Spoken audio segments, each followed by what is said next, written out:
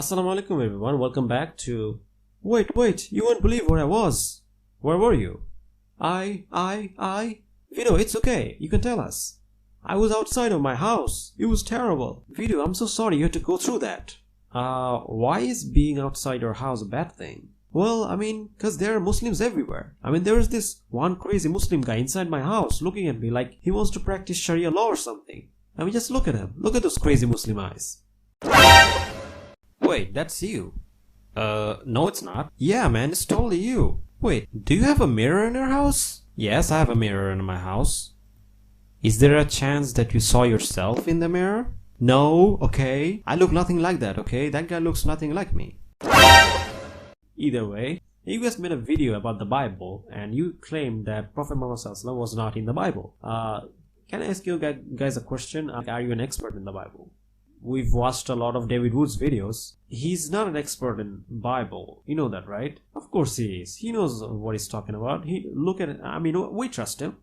He's an expert in Bible. He's an expert in Quran. He's a real stand-up guy. Yes, I'm sure he was a real stand-up guy when he was beating his father with a hammer. How do you know? Maybe he was sitting down when he was beating his father with a hammer. Yeah, I'm pretty sure he was not sitting down when he was beating his dad with a hammer. You never know. He is pretty short. Yeah, I guess you're right. Either way, let's take a look at this clip. The question is, why do Muslims feel the need to look to the Bible and try and find verses that sound like they're talking about Muhammad? The Quran quite often mentions that Muhammad was mentioned was prophesied in the previous books. For example, in Surah 7, 157, it says, "Those who follow the unlettered prophet, whom they find written down with them in the Torah and the Gospels." Right. So that's very specific, that this is it's there. And we do believe as Muslims that the Bible is corrupted. However, that being said, Sheikh Ahmed Didat, he said something interesting. And he said that even though the Bible is corrupted, you can still find hints of Prophet Muhammad's prophecy in this corrupted version of the Bible. And many Islamic scholars have talked about this. So when I say talk about Bible, I'm not gonna just state my opinion. This is actually the opinion of the scholars. Many scholars say that agree with me on this point. So this is not my opinion. This is the opinion of the scholars. Scholars like Ibn Kathir, who has studied the Bible, Ibn Qayyum, and many other scholars. With that being said, let's get back to the video. So our first prophecy that we're going to look at is...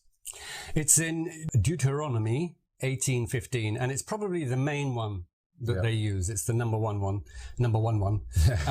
And it says, "The Lord God will raise up unto thee a prophet from the midst of thee, right, of thy brethren, like unto me. Unto him ye shall hearken." The whole of Deuteronomy is about Moses nearing his death. Right.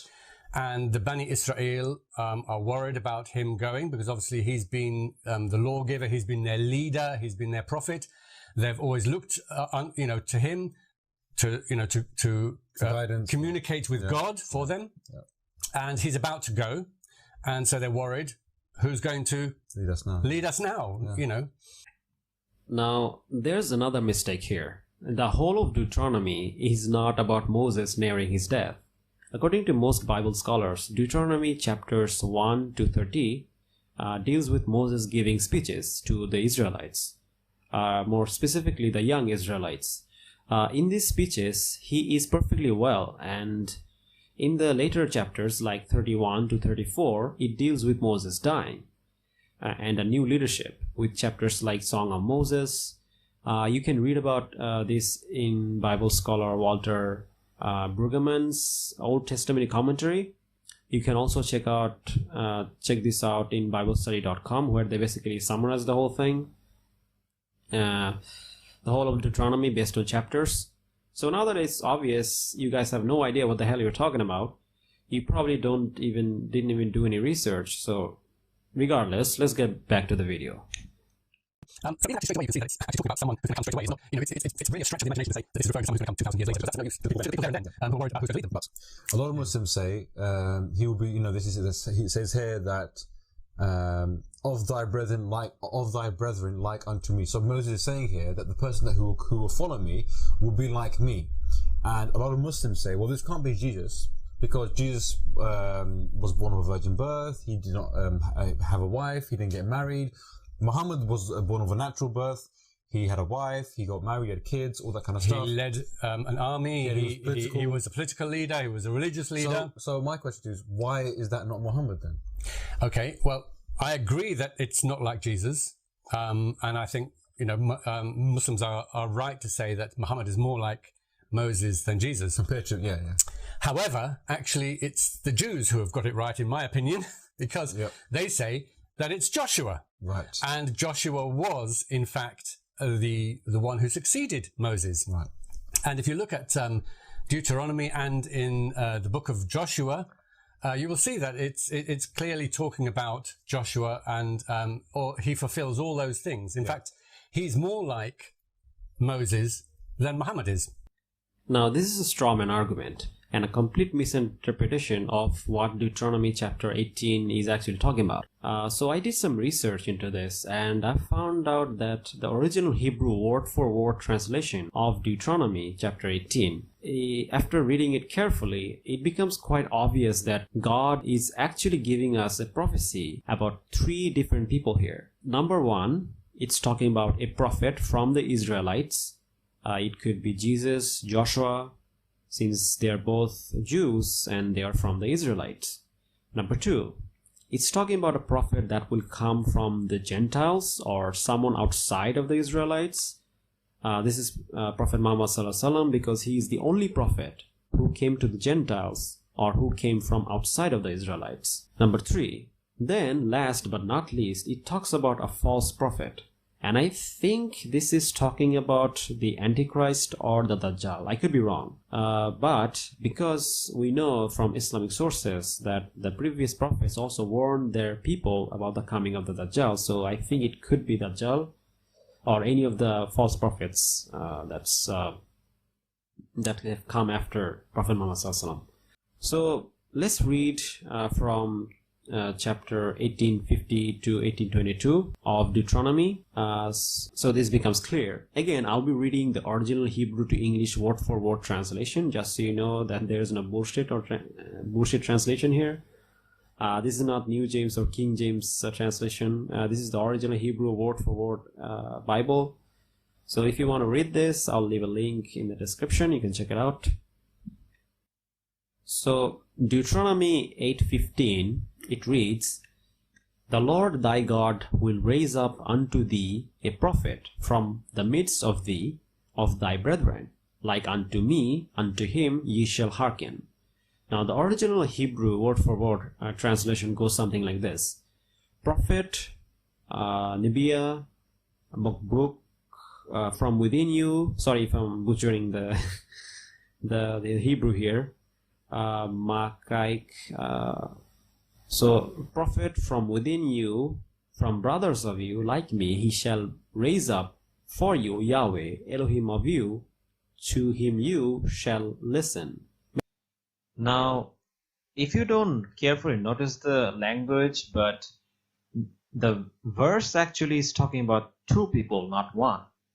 And the reason I say that is because if you read the original Hebrew, it says, it goes something like this: prophet from within of you, from brothers of you like me, he shall raise up for you Yahweh, Elohim of you, to him you shall listen. So this is talking about two people here. One, prophet from within of you, and two, from brothers of you.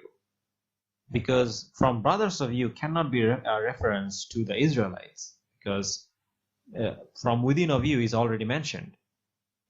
And this is also again repeated in verse 18, where it says, and this is where God is speaking to Moses, and he's saying that I will raise them up a prophet from among their brethren, and he's talking about the Israelites, I will raise them up a prophet from among their brethren, like unto thee, and I will put my words in his mouth, and he shall speak unto them all that I shall command him. Now, did you notice the language here? I will raise them up a prophet from among their brethren. Now, this is the keyword here, their brethren. God didn't say from them, he says their brethren, which means a prophet will be raised up from their brethren. And who is he referring here to? Brothers of the Israelites. He never said here that a prophet will be raised up from the Israelites. He says from their brothers. And the Hebrew confirms this, because 18:18 in Hebrew it says, prophet I shall raise up to them from within of brothers of them. So a prophet will come for them from their brothers. That's what it means. It's talking about Prophet Muhammad because he's the only one who came outside of the Israelites, from their brothers. And who is their brothers anyway? Who are the brothers of the Israelites? Is the Ishmaelites or the Gentiles, the Ebionites. They're the brothers of Israelites. So from brothers of them cannot be a reference again to the Israelites. It's someone outside of the Israelites. So the idea is pretty solid because it's talking about from brothers of them. And another thing that confirms this is another prophecy from Deuteronomy chapter 34, verse number 10, where it reads, and this is after the death of Moses. I think after a long time after the death of Moses, where he says, and there rose up no more a prophet in Israel like Moses, whom the Lord knew face to face. Now this is interesting, because here someone, I don't know who, because no one knows who wrote the Bible, unfortunately, but and here the writer is saying that, and there rose up no more a prophet in Israel like Moses, whom the Lord knew face to face. Now, again, this is a complete contradiction to the whole theory that this is an Israelite prophet, because no prophet from Israel was like Moses, according to this writer. So this cannot be a prophet from the Israelites. And like I said, verse 18:18, it confirms that this is from their brothers. So this cannot be from the Israelites. So now that we have that cleared up, let's take a look at who these brothers of who these brothers are.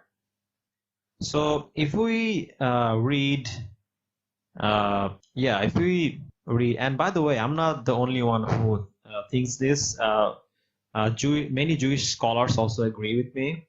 For example, in the commentaries of Artul Chumesh, he says the following. The sages note the Torah's statement here that in Israel there will never be a prophet like Moses implies that among the non-Jewish nations there could be such a prophet. Because, God said to them that a prophet will be risen from their brothers. Now the word brother, cannot just be a reference to any Gentile nation. It has to be someone close to the Israelites. And according to in many chapters from Deuteronomy, the word that's used here is called, the Hebrew word is called ach or ak, I don't know how to pronounce it, can mean brothers of the same parent, half-parent, or relative. With this in mind, brother could be a reference to Gentiles like Ishmaelites or the Ebionites. And the evidence for this can be found in Deuteronomy chapter 23, verse number 7, where it says, you shall not abhor an Ebionite, for he is your brother. So they are calling Ebionites their brother. And so as we can see, they call the Ebionites their brothers, who are, who are close to the Israelites. Now, since we know that this prophet will come at a certain time, we have no idea when he will come. However, if we look at Gospel of John, chapter 1, verse number 19 to 21, we see something very interesting, which is that John describes an event, or, supposedly someone describes an event, because it's not written who it is. Someone describes an event. The event goes like this, and this is in the record of John, when the Jews sent priests and Levites from Jerusalem to ask him, "Who are you?" And he confessed and denied not, but confessed, "I am not Christ." And they asked him, "What then? Are you Elijah?" And he said, "I am not." "Are you that prophet?" Then he answered, "No." And this can be found in John chapter number 1, verse number 90 to 21. Now, we can see from this that when John the Baptist was questioned by the Jewish leader, he denied of being three things. He denied of being Jesus Christ, he denied of being Elijah, and he denied of being that prophet. Now, it is clear from these verses that Jesus, Elijah, and that prophet of Deuteronomy 18:18 are three separate figures. Otherwise, the line of questioning does not make sense. So, we can see from this Bible verse that at the time of John the Baptist, this prophet hasn't come yet. So it's after the time of Jesus and after the time of John the Baptist that this prophet will come. So this even narrows it down even further. So this confirms it, because it can only be Prophet Muhammad Sallallahu Alaihi Wasallam, because no other prophet came that had such an impact that Prophet Muhammad Sallallahu Alaihi Wasallam did, other than himself. He's the only one who matches this description. And Islam is one of the biggest religion on earth, and it's said to even surpass Christianity in terms of followers. You can't possibly believe that all of this happened due to a false prophet. That just makes no sense. Unless he had God behind him. The success of Islam itself just confirms it. And also, now, if we look at the Bible verses, it clearly confirms this, that a prophet will come from the Gentiles. If we look at the Gospel of John, we see that at the time of John and Jesus, this prophet has not come yet. Then, 600 years later, Prophet Muhammad is born, and he matches this description perfectly, and he spoke the Quran the way it is described in Deuteronomy. So this can only be Prophet Muhammad, and this is this is just common sense. If it's true that, as Muslims claim, that this verse was really prophesying Muhammad, then couldn't he have made it a bit clearer, a bit obvious? Yeah. I mean, isn't God able to say things clearly? Couldn't he just say, "Thy Lord God will raise up unto thee a prophet called Muhammad from the Ishmaelites, who will come in 2,000 years' time"? I mean, is that would have been it just Yeah, I mean, why couldn't God just be more clear in his text that he's talking about Prophet Muhammad? Do you want like a Facebook message, Snapchat, like, which one? I don't know, something. He could like send a prophet and with a book with clear instruction or something. This is exactly the reason why he sent Prophet Muhammad Sallallahu Alaihi Wasallam, to confirm what was already revealed to the people before. You do realize that you just described the Quran and Prophet Muhammad Sallallahu Alaihi Wasallam, right?